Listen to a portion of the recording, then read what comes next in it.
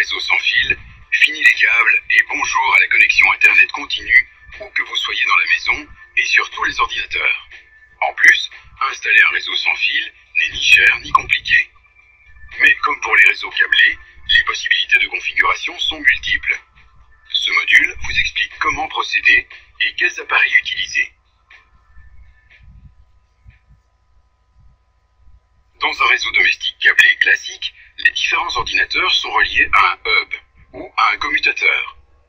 C'est donc ce boîtier central qui est connecté à Internet. Dans un réseau sans fil, vous n'avez plus besoin de câbles. Le hub ou le concentrateur est remplacé par un appareil sans fil appelé point d'accès, ou access point en anglais.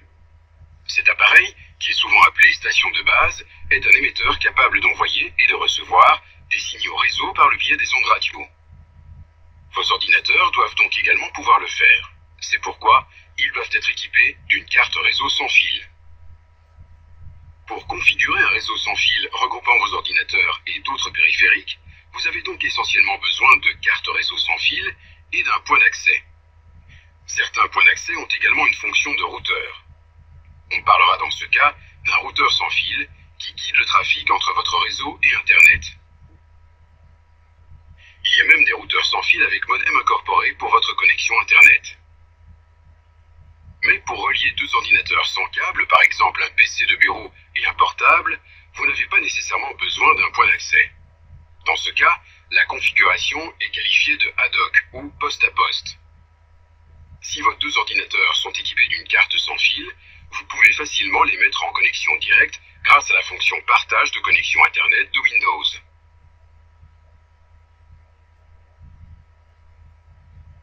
Pour les grands réseaux sans fil aussi, il est important de bien réfléchir avant de se mettre au travail.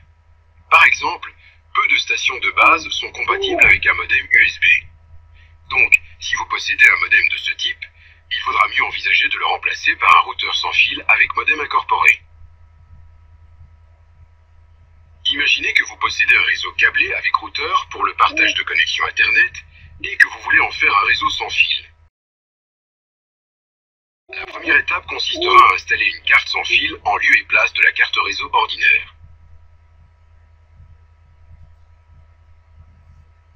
Ensuite, ajoutez un point d'accès avec port Ethernet. Celui-ci servira de station de base à laquelle vous connecterez votre routeur. Une fois votre réseau sans fil créé et configuré, vous pouvez commencer à partager vos fichiers ou vos imprimantes.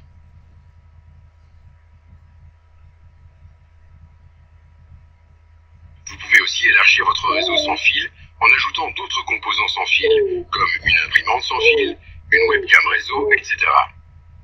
Comme on dit en anglais, the sky is the limit. Le ciel est votre limite. Cliquez sur plus d'infos pour en savoir plus sur les réseaux sans fil.